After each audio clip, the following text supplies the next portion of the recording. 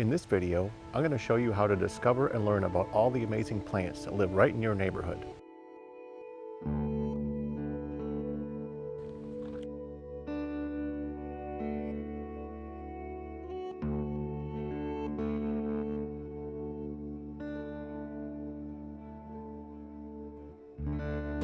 We can't always be deep in the wilderness, but even when we're stuck close to home, there's still plenty of nature to be found. All kinds of trees and plants, each with their own story to tell. Today, I'm right near my house, and we're going to take a walk and see what we can find.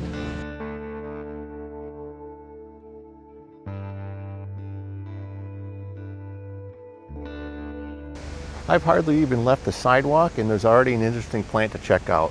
What we've got here is called a Staghorn Sumac. The branches look kind of like palm fronds a little bit here. Then they have these great big plumes here with little berries inside of them. And what's really interesting about these things is you can smash them up and put them in water overnight to make an infusion and then add sugar to it, and it'll taste like kind of like a strawberry lemonade.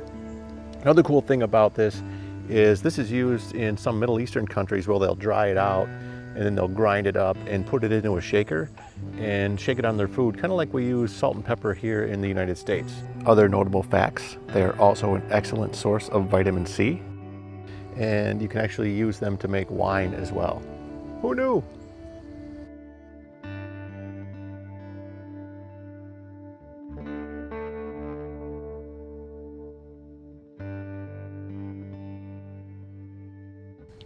Just a few feet more down the trail and we've already come across another cool looking plant. This is a red Osier Dogwood. It's got these white berries on it and then green leaves that are kind of turning a little bit purplish now. And then the stems themselves, or the woody part of the tree's got like a red bark on it. This red Osier Dogwood has plenty of uses. For example, Native Americans used to substitute it for tobacco or add it into their tobacco, and from what I understand, it was some pretty good stuff.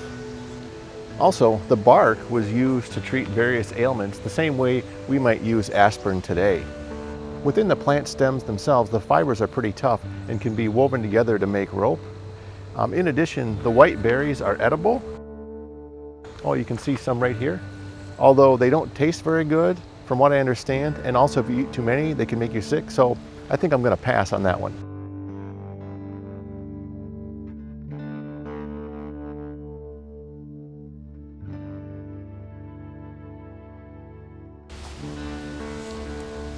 Well, let's take a look at this viney plant here with the berries on it. This is called Bittersweet Nightshade or Bitter Nightshade. This is an invasive species that grows in vines and kind of wraps around all over the place. It's got a very distinctive leaf type on it here. The leaves have these two lobes. That's how you can tell that this is a nightshade. And the berries are poisonous and they can be quite toxic to children. That's where you really run into the problems, because the berries kind of look appealing and kids eat them and makes them really sick. So this is one you want to avoid and get rid of it if you find it in your yard or close by.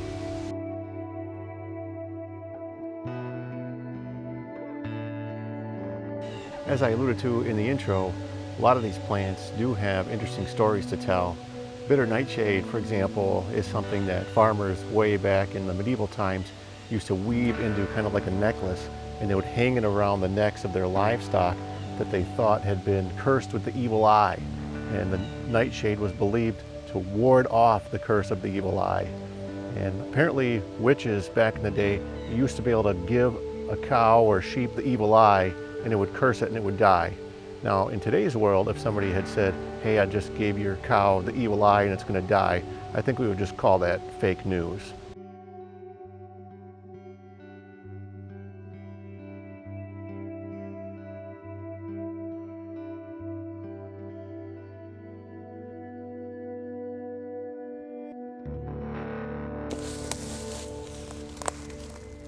So let's take a look at this plant here. This is a pretty common plant that most people are familiar with. It's called goldenrod. Goldenrod sometimes gets a bad rap because people believe that it causes allergies, but what they're really doing is confusing it with ragweed. Goldenrod is not an allergy-causing plant. The real culprit is ragweed. It looks a little bit like ragweed, but one of the main differences here is that this has singular leaves that go up off of the main stalk here, and then it kind of branches out just at the top, whereas ragweed is going to branch out all through the entire stem. So that's one of the big differences and one of the ways that you can tell these things apart. It just so happens that goldenrod is edible. It's nothing that I've ever eaten, but it can be used to make teas, or people use it for its medicinal properties such as helping with allergies. So interesting plant.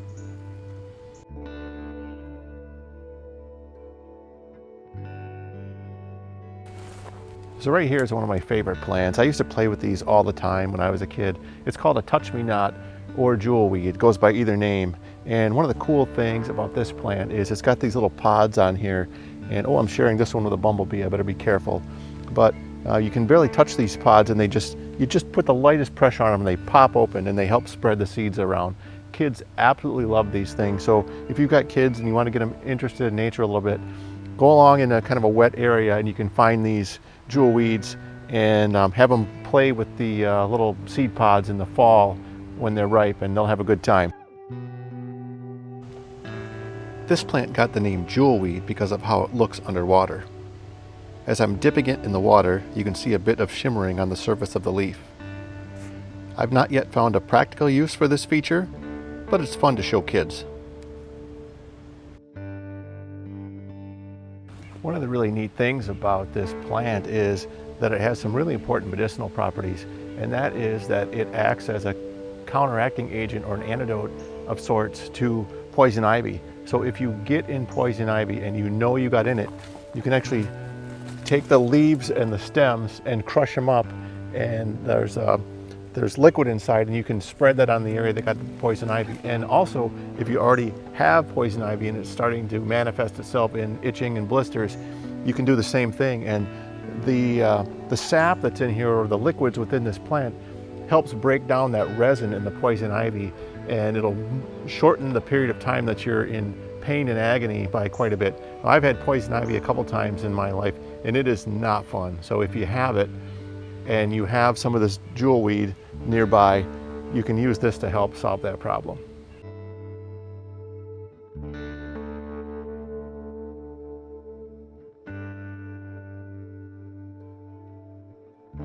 So here's a plant that I was hoping I wasn't going to find. This is an invasive species called buckthorn. There's a couple problems with buckthorn. First, and probably least important, is it's quite annoying because the end of the branches are very thorny and can poke you and scratch you if you're walking through the brush. The more important reasons that this is bad is because it's an invasive species that's got no natural predators, and it can just simply take over an area. And it's been showing up more and more where I live, and it's just spreading like crazy. The last issue is that the berries this thing creates are poisonous to birds. It gives them the runs, and they get dehydrated, and they keep eating them and they can die. So this is something you really don't want in your area at all. Buckthorn is pretty easy to spot later on in the fall because it's the last tree to lose its leaves. If you see this in, say, late November, it'll be the only one that's still got these leaves on it. Everything else will have lost its leaves by then.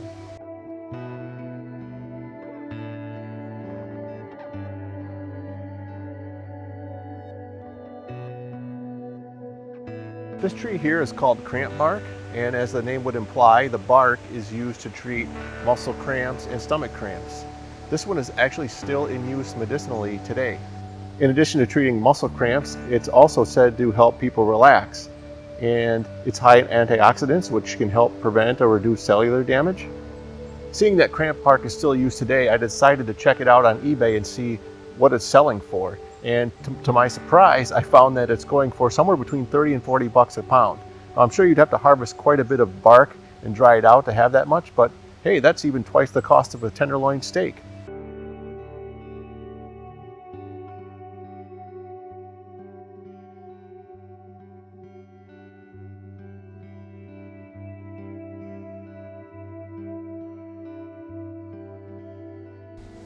This plant here might look a little bit nondescript.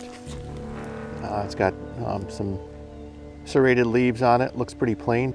It's called Clearweed, and one of the neat things about this is it plays host to one of my favorite butterflies, the red admiral. Clearweed like this grows in patches along the sides of trails just like this one.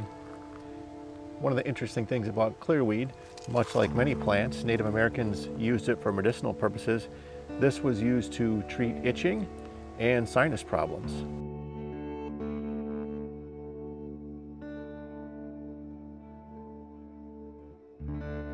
Well, that was a lot of fun. This is the first time I've done a video identifying plants and trees. So if you enjoyed it, please let me know and put something down in the comments so I know to keep making this type of content. If you didn't like it, I'd like to know that too. One of the things you might be asking yourself is, well, how can I learn all about stuff like this? I don't know what all these plants are. Well, I really didn't either. And all you got to do is take your smartphone or digital camera out on a walk with you, take some photos. When you get back to the house, you can upload them to a website like I use plantnet.org, and I'll put a link in the description. And it will tell you with a certain level of certainty, depending on how good the photo is, what that plant is. And then you can do a little bit more research by Googling the name of the plant and learning more about it. It's really that simple. So this is a great activity for families or kids or even by yourself to go out, learn more about nature, and learn all the awesome stories that these plants have to tell, how they've been used over the years, how they're even used today. Are they dangerous? Are they not? One of the neat things about what we did today is everything we looked at is less than a mile from my house. And I'd be willing to bet that if you went not too far from your house, even if you live in the city, there's all kinds of interesting plants and trees to learn more about. As always, if you found any value in this video, please hit that like button and consider subscribing to my channel. Thanks, and we'll see you later.